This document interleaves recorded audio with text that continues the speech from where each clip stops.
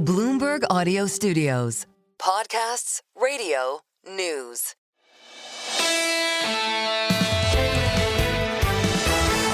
Single best idea on a Friday of great conversations. We're really an eclectic group of conversations. Margaret Brennan joining from Face the Nation. We play that for Boston, Washington, and New York on Sunday afternoons. Lots of other good discussions as well, and some breaking news. We started strong with Lindsey Piegza. She was my Economist of the Year a couple years ago. She was really out front on persistent inflation and a Fed that would have trouble cutting interest rates. We get an update from Lindsey Piegza of Stifel. Look at the last couple of years. We've been hearing that message from the Fed. We haven't seen the Fed implemented the needed policy to get us back to 2%. And frankly, the market is not convinced that the Fed will get us back to 2%. So I see the Fed's concern about that caution on the labor market front.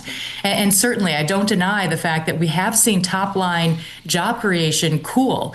But there are other metrics that suggest the labor market is not as dire as the Fed anticipates. And again, against the backdrop of still solid growth, elevated price pressures, and a lack of downside momentum to inflation at this point, I agree with those 7 Fed members that we should not see any additional policy easing through the end of the year. Quite controversial. Lindsey Piegza of Stifel there. And, of course, we dive into a big conversation next week with all sorts of Fed officials. I'll be with Christopher Waller at the Council on Foreign Relations October 16th. We hope to bring you much of that conversation. Joining us as well, Katy Kaminski, hugely popular on quantitative trend following.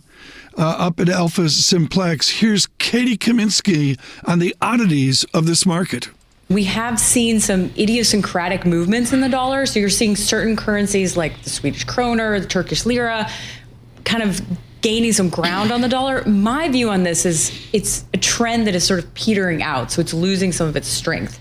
And part of this is there's been so much backing for that weaker dollar, so much hedging demand against the dollar that has built up.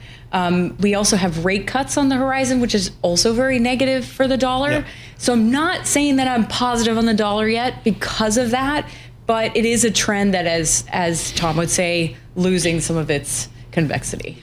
Yeah, convexity matters there. We talked about, let me explain that word. That's sort of math talk for acceleration, which is a second derivative. There's too much. We don't do calculus on Friday.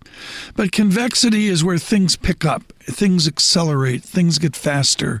And it's a word that's used in quantitative finance, the physics envy of it all. On podcasts, we're out at Apple, we're out at Spotify, at YouTube Podcasts, single best idea.